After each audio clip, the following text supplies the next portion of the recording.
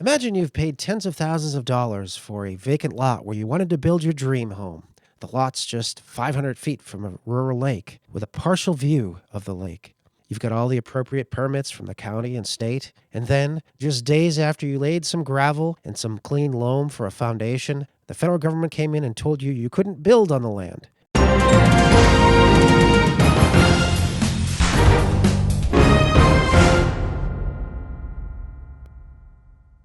You've got all the appropriate permits from the county and state, and then, just days after you laid some gravel and some clean loam for a foundation, the federal government came in and told you you couldn't build on the land until you ripped up the gravel and planted the lot with trees and shrubs that didn't live there before you owned the land. And what if the federal government's plan for restoration of the, quote, wetlands, close quote, would cost some $27,000, a bit more than what you paid for the vacant lot? You'd be pretty mad, and you'd want to sue in court. And that's just what Mike and Chantell Sackett thought they'd do when the federal government's Environmental Protection Agency said their 0.6 of an acre lot, which had already had a municipal sewer hookup, was suddenly protected federal wetlands, allegedly connected to interstate navigable waters of the United States. But the EPA and the feds didn't have to explain their rationale to the Sacketts. And the Sacketts didn't even merit a day in court to defend the property they'd purchased. They couldn't even argue that the property wasn't wetlands, as the EPA said, or that these wetlands and the lake itself had no connection to navigable waters. Navigable waters means you can conduct commercial trade on the water from state to state. Why couldn't they make that argument in court? Because the EPA says they aren't entitled to a day in court. Yes, the EPA says they can tell the Sacketts what to do with the property they purchased and that they're not entitled to a day in court.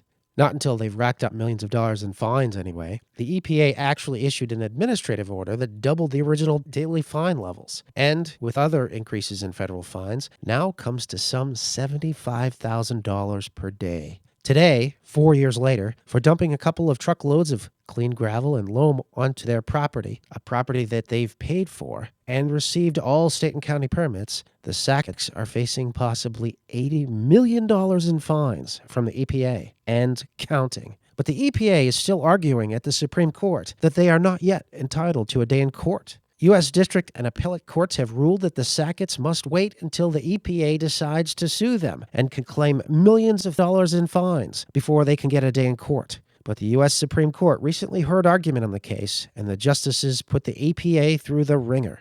Chief Justice John Roberts asked EPA lawyer Malcolm L. Stewart what he'd do if he were in the Sacketts' place. If you related the facts of this case as they come to us to an ordinary homeowner, don't you think most ordinary homeowners would say, this kind of thing can't happen in the United States? You buy property to build a house. You think maybe there's a little drainage problem in part of your lot.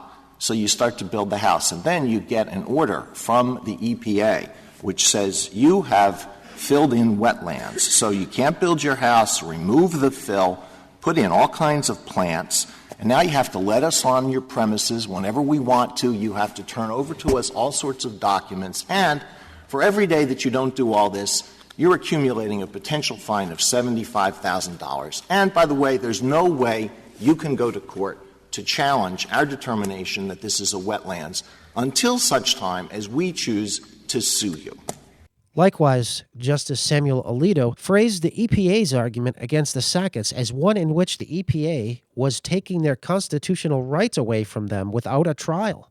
Somebody from the EPA says, we think that your backyard is a wetlands, so don't build. Well, so what does the homeowner do? Once property? Well, all right, I'm just going to put it aside as a nature preserve. At the time that sort of letter is issued, there's no compliance order and there's no impediment to an after-the-fact permit. That is, at that point, the landowner could ask for a permit. In other words, what the landowner is supposed to do, the agency says, because you didn't apply for a permit, you're in trouble.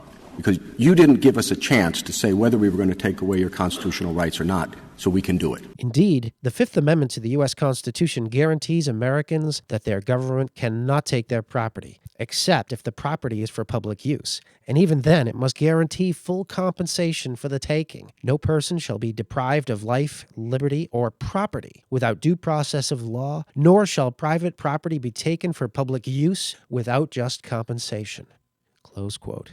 But the EPA did not offer to buy the land from the Sacketts. Instead, the agency tried to take the land without compensation, claiming that adding some gravel to a lot 500 feet from a lake is connected to the navigable waters of the United States, and that constitutes putting pollutants in interstate rivers. The EPA says they didn't even want to grant a hearing to the Sacketts because, in the words of the government's Deputy Solicitor General Malcolm Stewart, that would be the equivalent of giving a hearing to a drug dealer under investigation for criminal charges.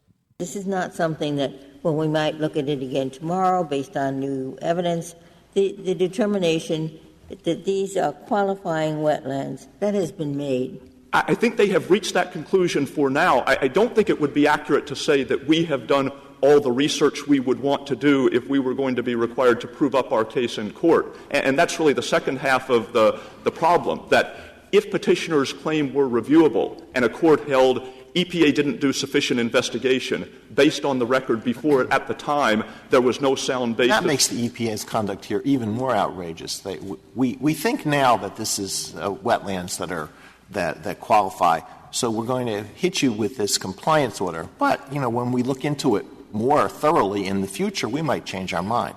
I would assume that any prosecutor, any enforcement person would want to be better prepared when a case actually went to trial than when he was communicating to the potential defendant that there's a real likelihood that we would sue you. Stewart said that even though he acknowledged that the EPA's so-called scientific ruling on wetlands was not final, and that the agency might later determine that the land was not wetlands at all. In this conversation with Justices Ruth Bader Ginsburg, a court liberal, and Samuel Alito, Stewart says the agency might change its mind.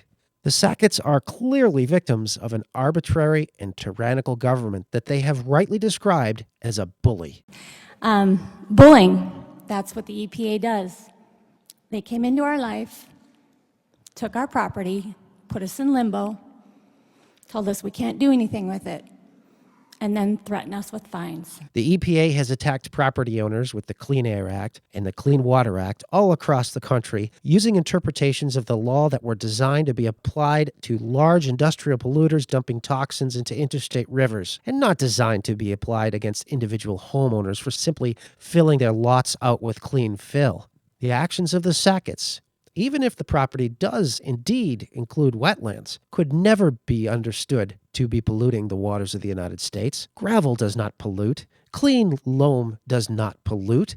The EPA knows this. But the EPA is not primarily about stopping pollution.